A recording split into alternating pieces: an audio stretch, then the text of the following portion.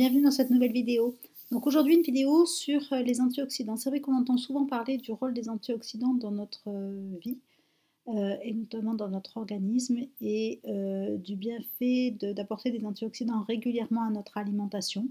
Donc j'ai voulu faire une petite vidéo pour expliquer d'abord ce que sont les antioxydants, en quoi est-ce qu'ils peuvent nous être utiles et surtout où est-ce que vous allez pouvoir les trouver pour avoir une alimentation riche en antioxydants et protéger ainsi votre organisme, vos tissus, vos membranes cellulaires de l'oxydation. Alors un antioxydant, c'est une substance qui, lorsqu'elle est présente dans un milieu, va permettre de retarder l'oxydation. Qu'est-ce que c'est l'oxydation? C'est une réaction normale qui se fait notamment dans notre organisme et au cours de laquelle, en fait, une molécule ou un atome va perdre un électron et va devenir, on va dire, réactive. En fait, et du coup, pour pouvoir gagner en stabilité, elle va essayer de se stabiliser en allant chercher cet électron sur un autre atome. Ce qui fait qu'on va avoir des réactions en chaîne et on va avoir des radicaux libres en chaîne. Et ce sont ces radicaux libres-là qui sont néfastes pour la santé parce que ce sont des espèces qui sont hautement réactives et qui, pour se stabiliser, vont aller chercher des électrons de manière à ce qu'elles ne restent pas hautement réactives, mais elles se stabilisent. Et en allant chercher ces électrons, ils vont surtout aller du côté de notre ADN, ils vont aller chercher aussi du côté des membranes cellulaires et faire des dégâts à l'intérieur de notre organisme. L'avantage d'avoir des antioxydants présents, c'est que théoriquement, lorsque on va dire que le nombre de radicaux libres qui sont formés et le nombre d'antioxydants qui sont apportés par notre alimentation sont en équilibre, eh bien tout cela se fait normalement et dès qu'une réaction d'oxydation se met en place, un antioxydant va piéger le radicaux libre ou en tout cas le stabiliser de manière à ce que la réaction s'équilibre. Le problème, c'est que parfois, la capacité de génération des radicaux libres s'emballe et on a, sous l'effet du stress, avec une alimentation qui va être un petit peu trop chargée, le tabac aussi, certaines conditions d'irradiation, le soleil aussi pris en trop grande quantité, on va avoir une surproduction de radicaux libres et en fait, la capacité de défense de notre organisme va être totalement dépassée et ne va plus du tout faire face à cette production massive de radicaux libres. Cela va favoriser en fait la détérioration des cellules, on va observer un vieillissement prématuré et puis l'apparition de certaines maladies chroniques. Pour limiter l'effet de ces radicaux libres, eh bien, il est recommandé de consommer régulièrement et en grande quantité des antioxydants. La question à se poser, c'est où est-ce qu'on va trouver ces antioxydants? Alors, il y a plusieurs sources en fait d'antioxydants. Déjà, vous allez trouver les antioxydants comme la vitamine E dans les huiles de première pression à froid. Vous les retrouvez aussi dans ce qu'on appelle les oléagineux. Les oléagineux, ce sont les amandes, les noix, les noisettes.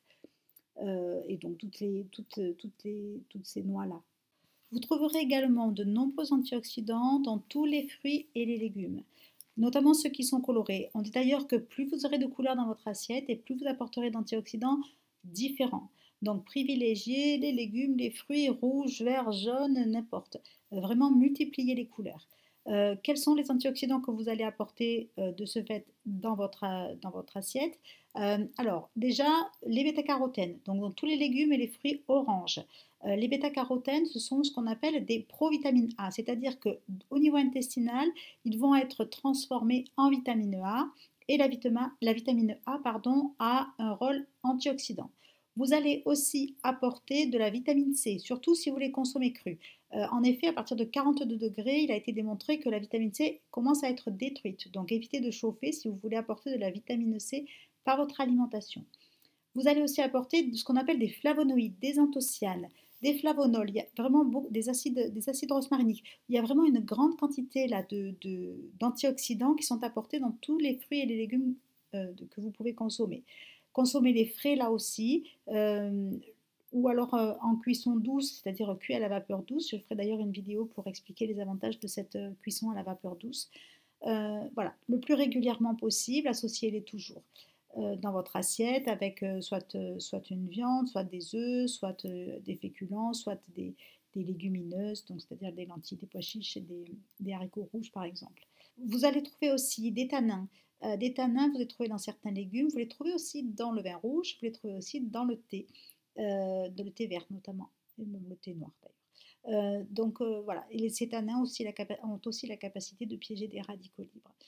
Dans le chocolat noir aussi, vous en trouvez. Donc voilà, varier les plaisirs, varier les couleurs, varier les aliments, surtout pour multiplier ce nombre d'antioxydants et consommer en grande quantité tous ces aliments de manière à ce que votre statut en antioxydants soit toujours élevé. Il y a une étude qui a montré, c'est l'étude, ce qu'on appelle l'étude Suvimax, a montré que l'apparition de cancer pouvait être diminuée de 30%, ce qui n'est pas négligeable, lorsque notre consommation en fruits et en légumes était augmentée. Donc voilà, à ne pas négliger et à privilégier toujours dans votre assiette, euh, voilà, même au-delà des 5 fruits et légumes par jour. Voilà, écoutez, je vous souhaite une bonne journée. N'hésitez pas à m'envoyer des messages ou des questions dans les commentaires si vous en avez. Et je vous dis à bientôt pour une prochaine vidéo.